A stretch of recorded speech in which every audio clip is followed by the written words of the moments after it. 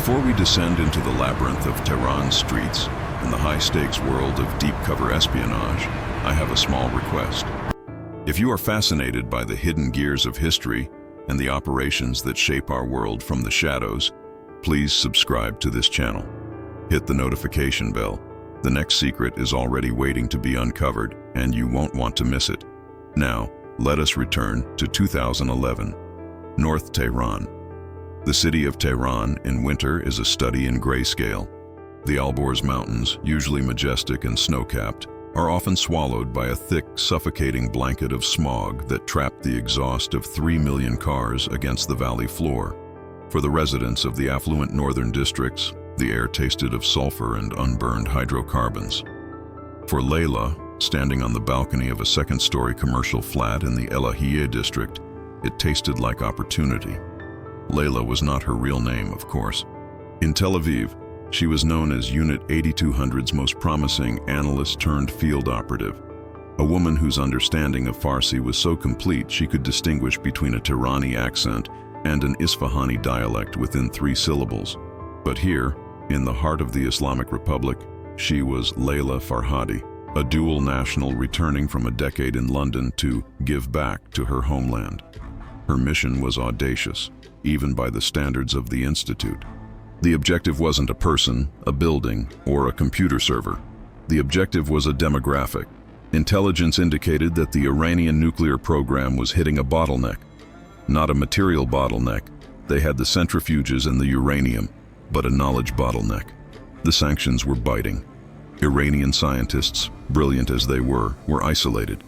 They were desperate for access to Western technical journals, engineering conferences, and the nuanced, high-level technical English required to understand the latest dual-use technologies.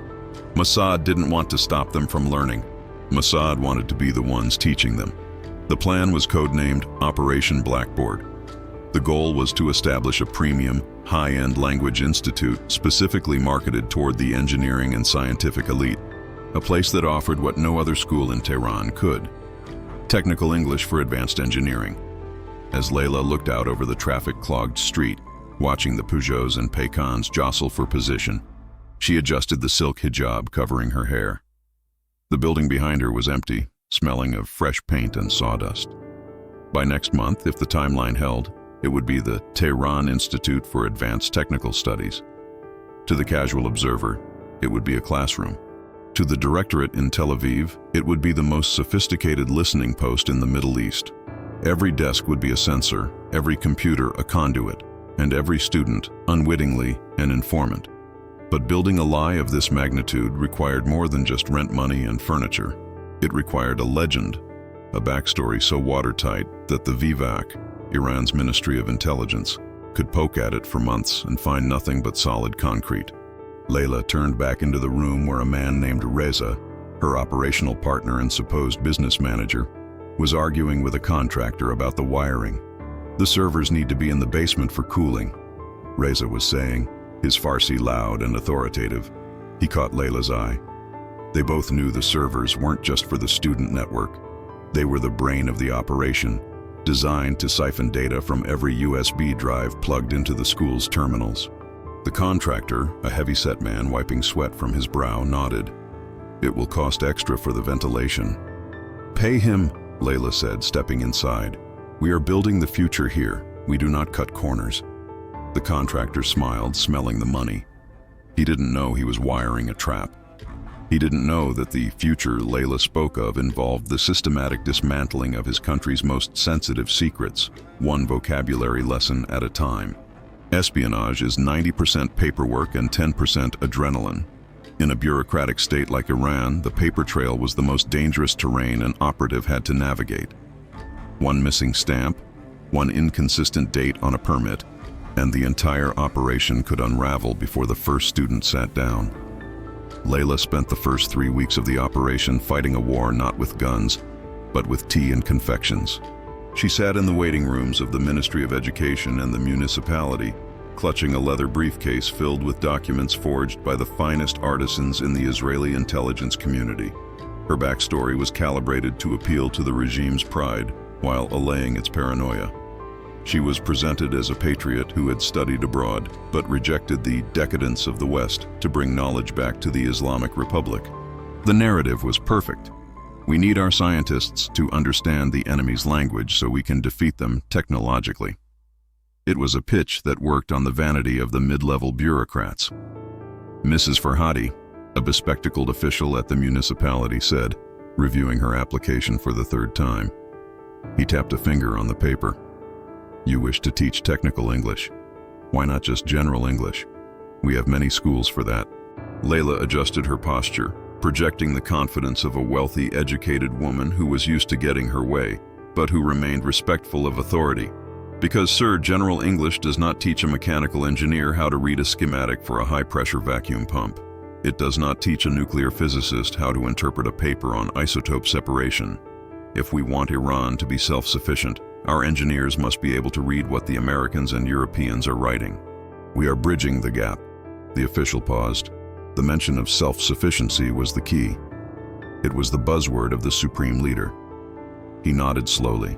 And your funding? Private family inheritance? She lied smoothly. My father was a merchant in the bazaar. God rest his soul. God have mercy on him, the official muttered. He stamped the paper. The sound of the ink hitting the page echoed like a gunshot in the quiet office. It was the green light. Back at the safe house, which was now simply the Institute, Reza was overseeing the installation of the special equipment. The classrooms were designed with modern acoustics in mind, ostensibly to help students hear the pronunciation of difficult words. In reality, the acoustic paneling concealed high-fidelity, omnidirectional microphones capable of picking up a whisper from the back of the room. The desks were custom-built. Each one contained a hidden data port. When a student plugged in their laptop or flash drive to download the day's lesson, a proprietary malware developed by Unit 8200, codenamed Chimera, would silently copy the drive's contents. It wouldn't slow down the computer. It wouldn't trigger standard antivirus software. It would simply mirror the data and transmit it to the servers in the basement, which were encrypted and beamed via burst transmission to a satellite overhead. Reza wiped his hands on a rag as Layla entered. We have the permits? We have the permits, she confirmed, tossing the folder onto a desk. We are officially a school. Good, Reza said, his face grim, because the first batch of applications just arrived online. And you won't believe who is interested. He turned a laptop screen toward her. The website they had set up, sleek, professional, promising executive education for the technical elite, had been live for 48 hours. Layla scanned the list of applicants. They had used LinkedIn scraping and targeted emails to invite specific individuals, but they hadn't expected such an immediate hit. There, third on the list, was a name that made her pulse quicken. Dr. Dariush S., the employment field simply said energy sector consultant. But the Mossad database knew better. Dariush was a senior fluid dynamics specialist at the Natanz enrichment facility. He wants to take the Tuesday night advanced course, Reza said. Layla smiled. Then we better make sure his seat is comfortable and that his USB port is working. The opening of the Tehran Institute for Advanced Technical Studies was a quiet affair. No ribbons were cut. No press was invited. The target demographic valued discretion, and so did the proprietors. The lobby was decorated in a minimalist style, brushed steel, glass, and abstract Persian calligraphy. It looked like a place where serious business happened. The coffee was excellent, imported via Dubai, and the air conditioning was set to a crisp, alert temperature. Layla stood at the reception desk, playing the role of the gracious headmistress. She greeted the students as they arrived for the first evening classes.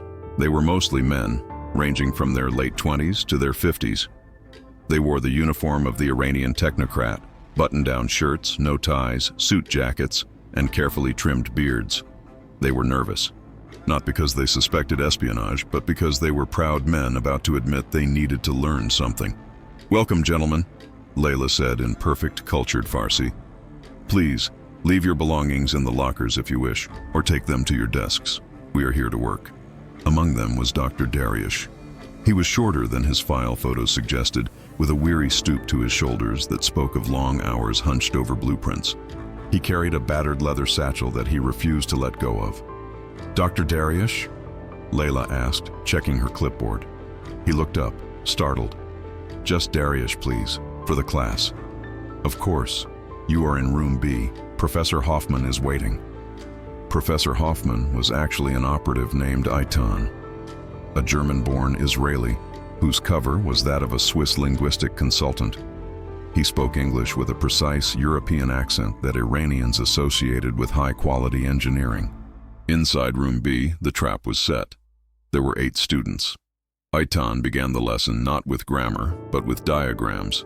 He projected a schematic of a complex industrial turbine onto the whiteboard. "Gentlemen," Eitan said, "in standard English, this is a spinning thing. In technical English, it is a high-velocity centrifugal rotor assembly. By the end of this course, you will be able to debate the efficiency of this design with a colleague in London or Berlin without searching for words. Who can tell me the primary stress point on this axis?"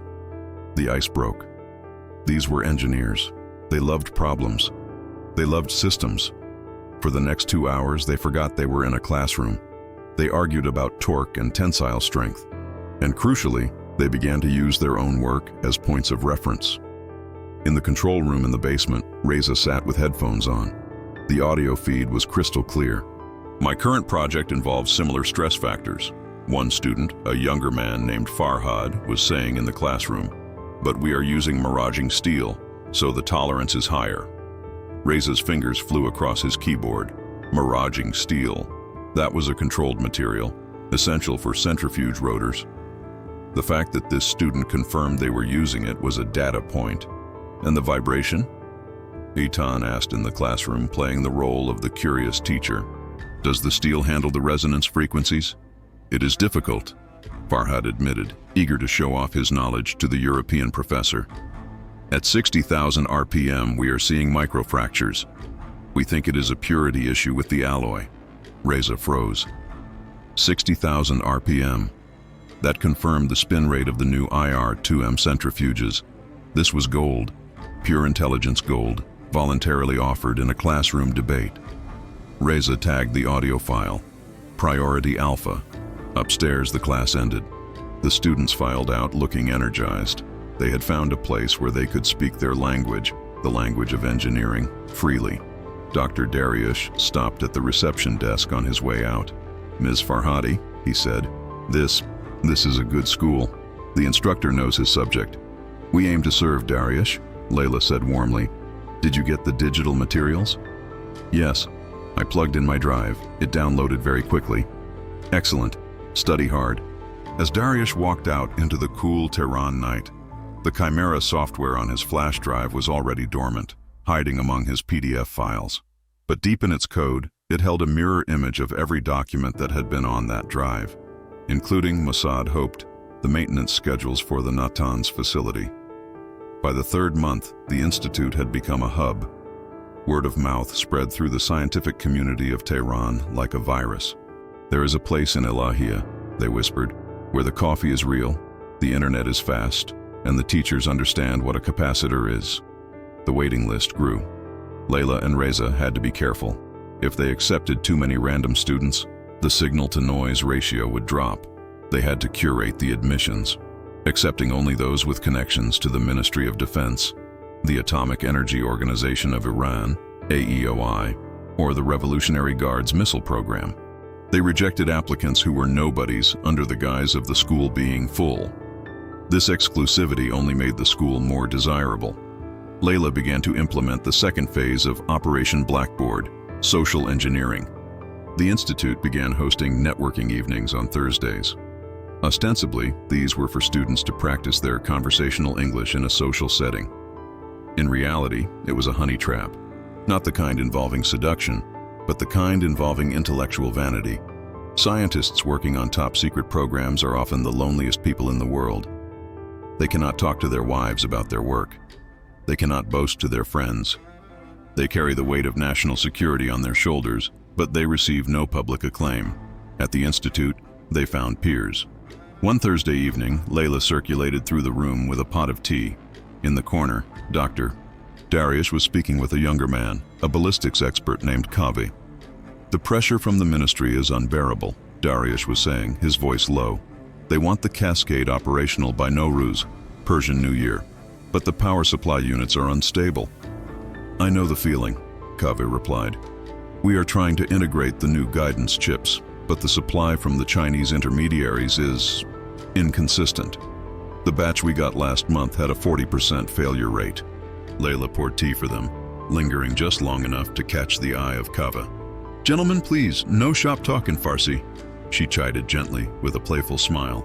English only. Apologies, Ms. Farhadi, Dariush said, switching to halting English. We were discussing supply chain difficulties. Ah, Layla said. Supply chains are terrible everywhere. My cousin in Hamburg says the same thing. She dropped the mention of Hamburg deliberately.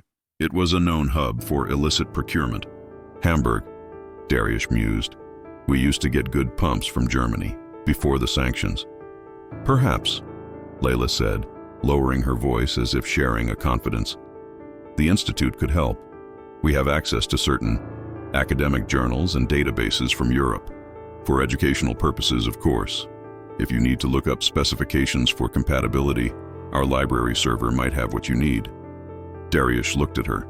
It was a dangerous offer, but framed as academic assistance. That would be very helpful, just to check specifications. Come to my office tomorrow before class, Layla said. I will give you a special login. The special login was a direct line to a Mossad-controlled honeypot server. It looked like a repository of engineering PDFs. But every search query Dariush typed, every part number, every serial number, every technical schematic he looked for, would tell Tel Aviv exactly what parts the Iranian nuclear program was missing. If he searched for vacuum pump valves model X500, Mossad would know two things. One, Iran needed those valves, and two, their current ones were failing. This would allow Israel to either block the supply or, more deviously, ensure that the wrong valves were sold to them through front companies.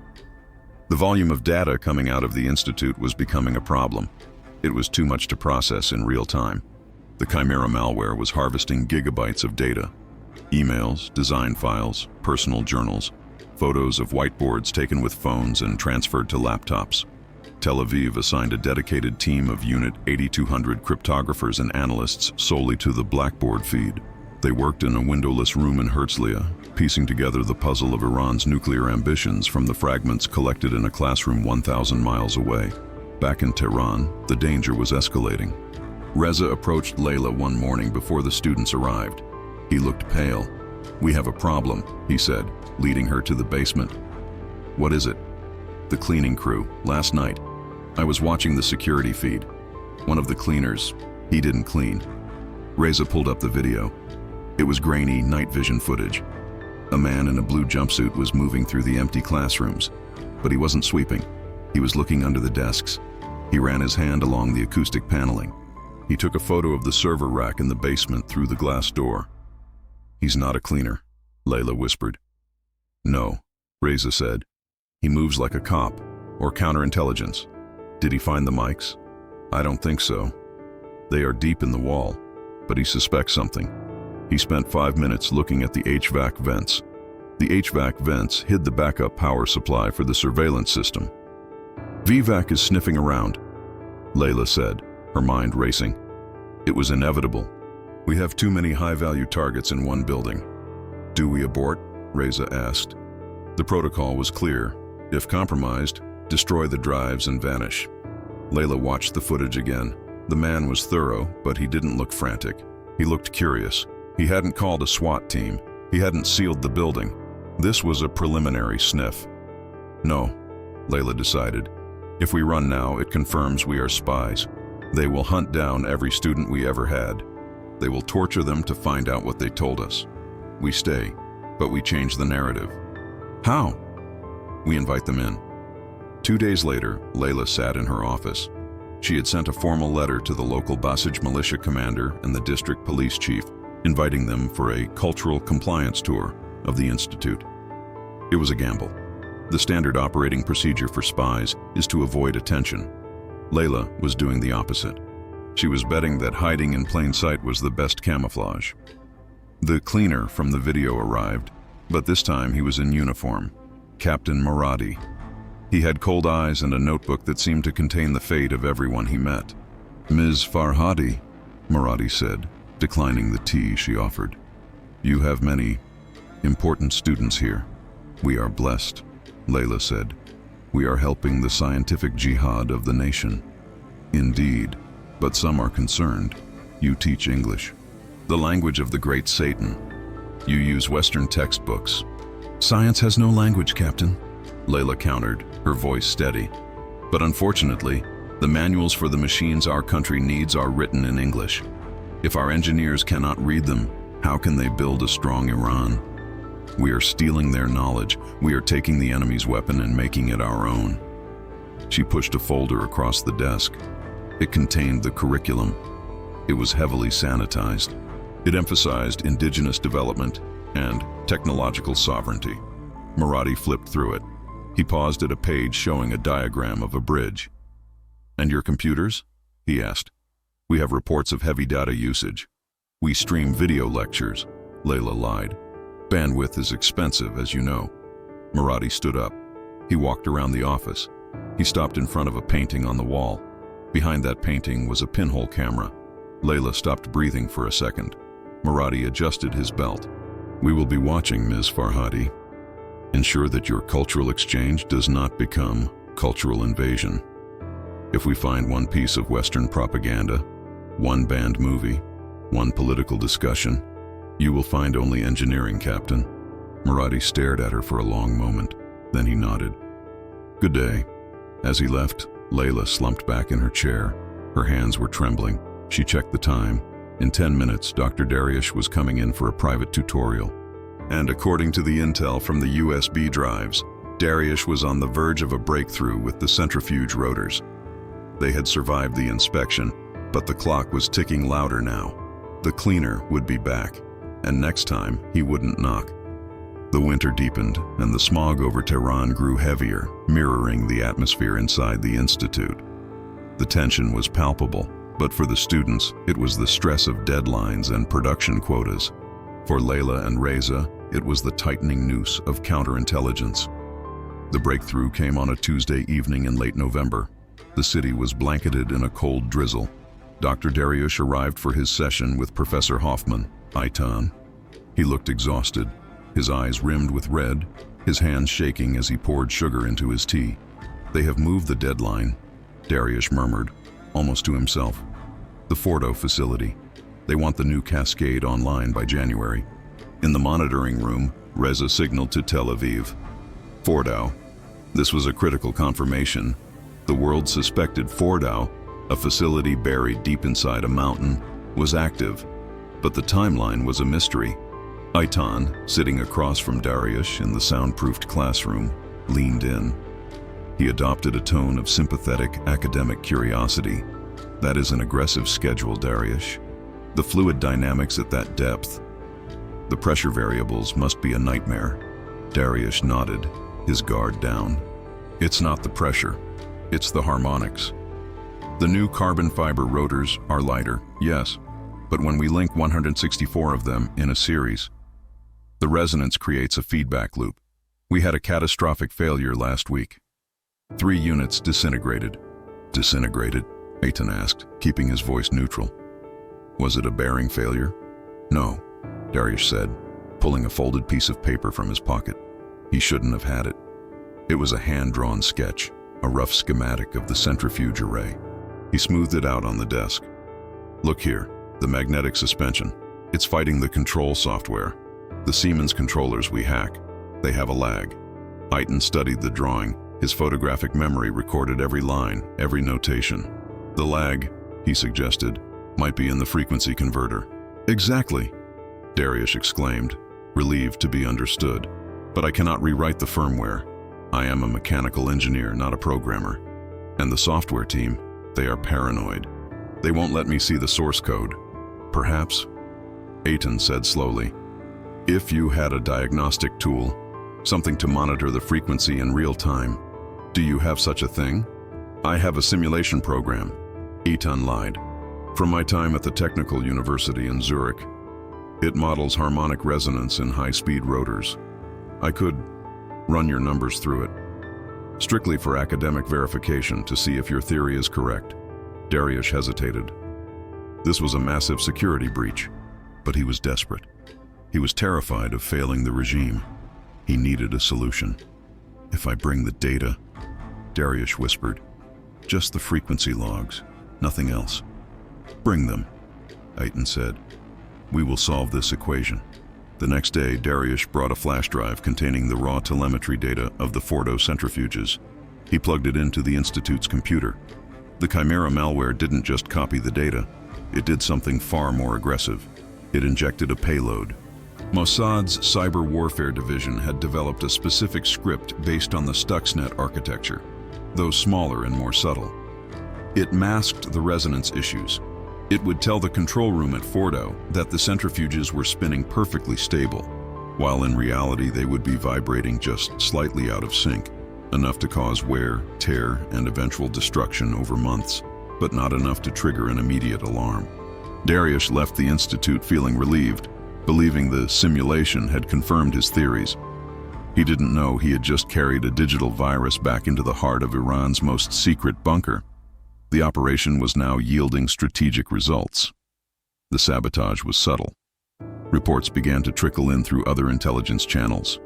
Delays at Natanz, unexplained equipment failures at Fordo, scientists being fired for incompetence. The Institute was working, but success attracts attention. One evening, a new student enrolled. His name was Majid. He claimed to be a civil engineer working on dam projects, but Layla knew within 5 minutes that he was a fake. His English was too good, his hands were too soft for a site engineer, and he asked the wrong questions. He didn't ask about vocabulary, he asked about the other students. "Who is that man?" Majid asked Layla during a coffee break, nodding toward a missile guidance specialist. "He looks familiar. Does he work for the ministry?" "We respect the privacy of all our students, Majid," Layla replied, smiling coldly. "We do not discuss their employment." "Of course," Majid smiled back. "Just curious. He looks like someone important." Reza ran facial recognition on Majid. The system flagged him immediately. He wasn't Vivek. He was worse. He was from the Counter-Espionage Directorate of the Revolutionary Guards, IRGC. "They are building a file on us," Reza warned Layla that night. "Majid isn't here to learn English. He's here to map the network. How long do we have?" "Weeks, maybe days.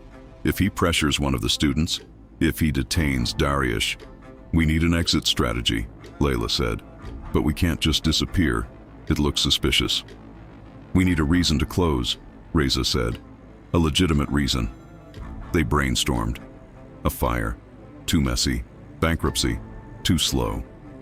"Regulatory failure," Layla said. "The bureaucracy that allowed us to open will be the weapon that closes us." Layla initiated the self-destruct sequence of the cover story. She didn't use explosives. She used a bribe. But a clumsy one. Deliberately clumsy. She went to the municipality, to a different official than the one she had charmed months ago. She presented an application for a building expansion that was clearly against code, and she offered an envelope of cash that was insulting in its openness. She made a scene. She acted entitled. She shouted that she had friends in high places. The official, offended and fearing a sting operation, threw her out. He filed a report. The director of the Technical Institute attempted to bribe a government official. It was the perfect smokescreen. Simultaneously, Aitan, Professor Hoffman, began to act erratically. He canceled classes. He complained loudly to students about visa issues and payment delays. The narrative was being crafted. The institute was failing. The management was corrupt. The foreigner was leaving. This gave the students, and the spies watching them, a logical explanation for the chaos. It wasn't an intelligence extraction. It was just another failed business in a struggling economy. But while the public face of the school was crumbling, the digital vacuum was running at full power. They were sucking every last byte of data from the network. They were decrypting every remaining file. Majid, the IRGC spy, watched the decline with satisfaction. He reported to his superiors that the school was a nest of corruption and incompetence, not espionage. "They are just greedy capitalists," His report likely read, "They are imploding."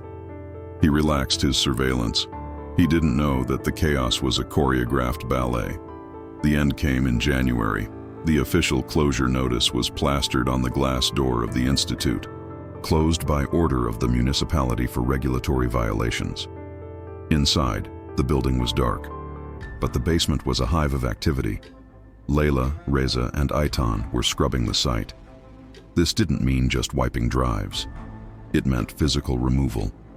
The servers were dismantled. The acoustic panels were ripped from the walls, replaced with cheap, standard drywall within hours by a team of contractors who were actually extraction specialists. They had to leave nothing behind. No high-tech wiring. No hidden microphones. If the IRGC tore the place apart after they left, they had to find only a failed school. Dr. Dariush called Layla's cell phone. He sounded panicked. "Ms. Farhadi, the school is closed. I have class tonight."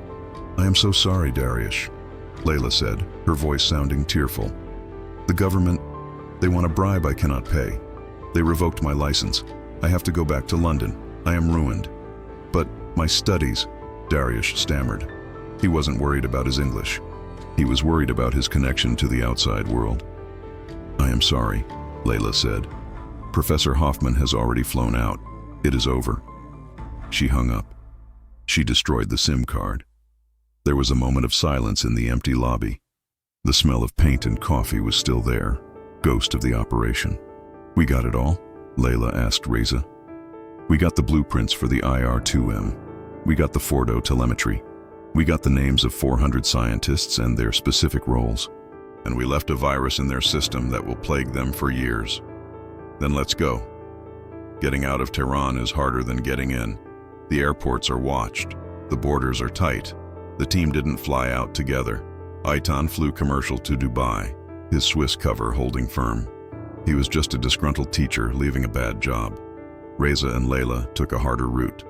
They drove north toward the Caspian Sea, then west into the Kurdish mountains. It was a grueling 2-day journey through snow and checkpoints. They traveled in a beat-up Saman sedan. Layla wore a chador, playing the role of a devout wife. Reza was the tired husband. At the border crossing into Turkey, a smuggling route known to the Kurds, they ditched the car. A team of Peshmerga, paid by Mossad intermediaries, met them on a goat track in the Zagros Mountains. The cold was biting. The air was thin. As they hiked through the night, crossing the invisible line that separated hostile territory from safety, Layla looked back. The lights of a distant Iranian village flickered in the valley. She thought of Dariush. He was probably sitting in his lab right now, staring at a centrifuge that wobbled just enough to ruin the enrichment, wondering why his calculations were wrong. He would never know that his English teacher had sabotaged his life's work. She felt a pang of something. Not guilt, but a strange melancholy. She had liked Dariush. He was a good engineer. In another world, they could have been colleagues. But in this world, he was the engine of a threat, and she was the wrench thrown into the gears. Tel Aviv, 6 months later. Layla sat in a debriefing room at the Mossad headquarters. The air conditioning was humming. Outside, the Mediterranean sun was blazing. The director sat across from her. On the table was a thick file. Operation Blackboard. Final report. "The intelligence you gathered," the director said, "has set their program back by at least 2 years. The sabotage at Fordo is confirmed. They are tearing apart their own machines trying to find the mechanical fault. They don't suspect the software." Layla nodded. "And the school?" "It is a dentist's office now. Vivek raided it 3 weeks after you left. They found nothing, just chalk dust and unpaid utility bills. And the students? Frustrated, isolated again. Some are under investigation because of the Western corruption at the school. Paranoia is doing the rest of the work for us. The regime is eating its own, suspecting everyone who attended. It was the perfect intelligence operation. No shots fired, no bodies left in the street. Just a silent, devastating theft of knowledge and an injection of chaos. Layla walked out of the HQ and into the bustling street of Tel Aviv. She bought a coffee. It didn't taste as good as the coffee in Tehran. She watched the people walking by, soldiers, students, tourists. living their lives under the invisible shield that she and others helped hold up. Operation Blackboard was over. The Tehran Institute for Advanced Technical Studies existed only in memory and in the classified archives. But the war in the shadows continued. Somewhere, a new plan was being drawn up, a new cover, a new lie to tell the truth. Layla took a sip of her coffee, checked her watch, and headed toward her car. She had a Hebrew lesson to attend. After all, one never stops learning.